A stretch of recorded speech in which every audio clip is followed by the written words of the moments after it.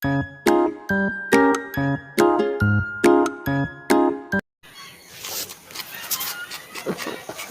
evening mga kabayson.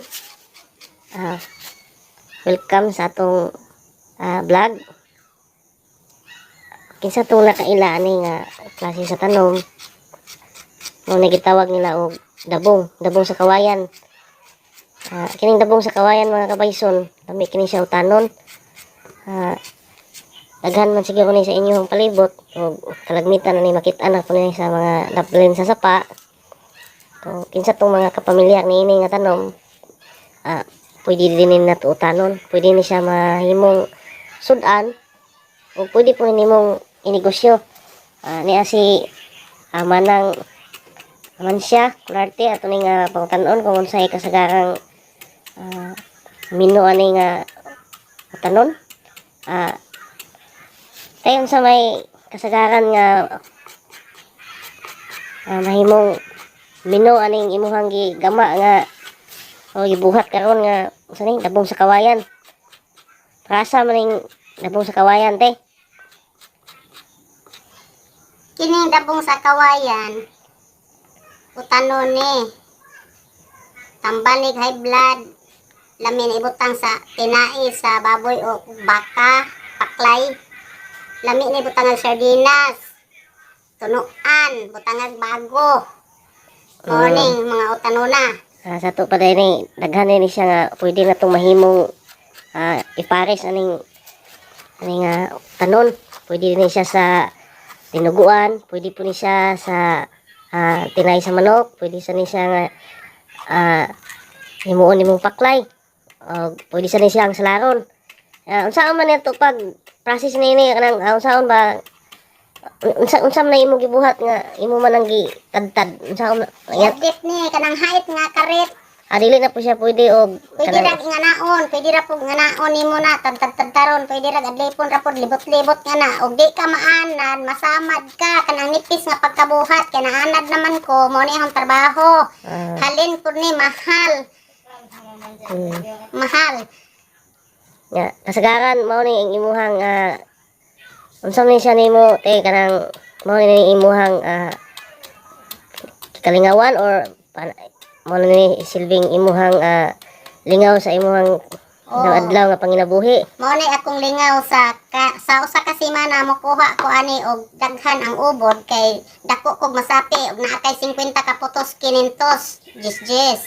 Rato ra guning ako ani kay tag jis rang putos ang uban ani kinilo. Tag 25 ang kilo. Okay. Dili palapuan.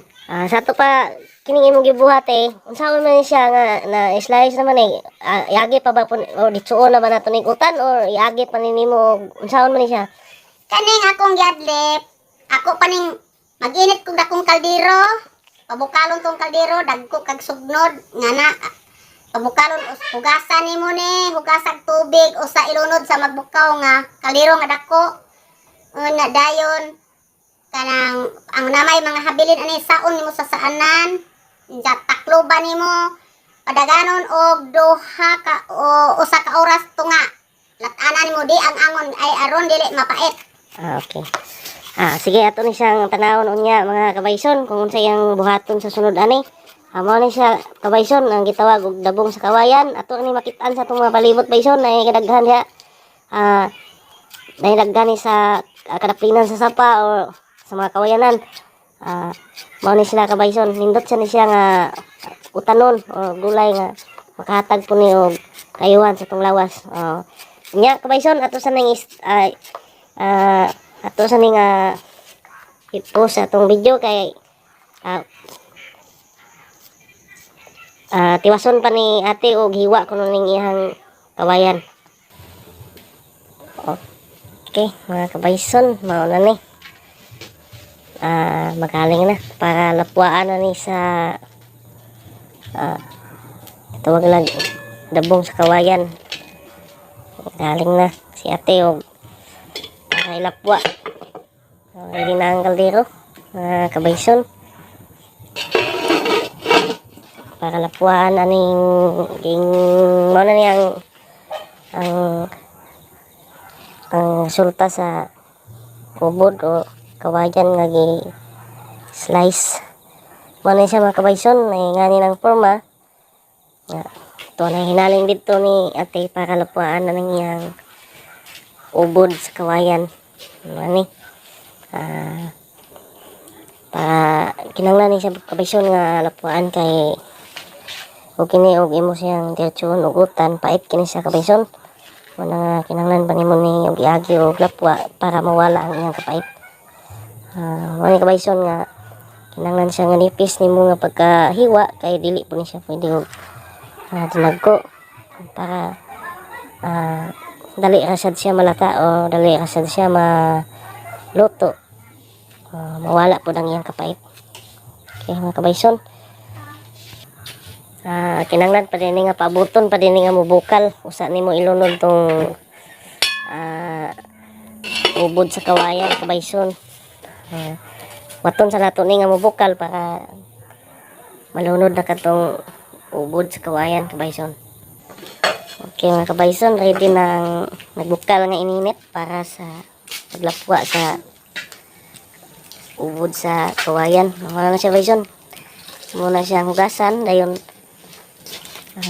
imo na dayon isulod diri sa nagbukal nga ininit. Pila po naka-oras na siya tata. Pila po naka-oras malata? 2 ka-oras kabayson ang yang capacity sa pagbukal, paglapwa para dili siya matata. Okay kabayson, pabuto na to ni nga maluto. Ano ni kabayson, naluto na ang ubod sa kawayan. Pwede nang lutuon. Pwede na ni siyang ibaligya, pwede nang lutuon. Okay. Wala. Muna mga kabaysyon, naluto na ang ubod sa kawayan. Pwede na ni siya para utanon. Putos na. Para na ni baligya. Ayan siya. Puwa na ang sulta. Puti o yelo na ang sulta sa luto na kawayan. Okay.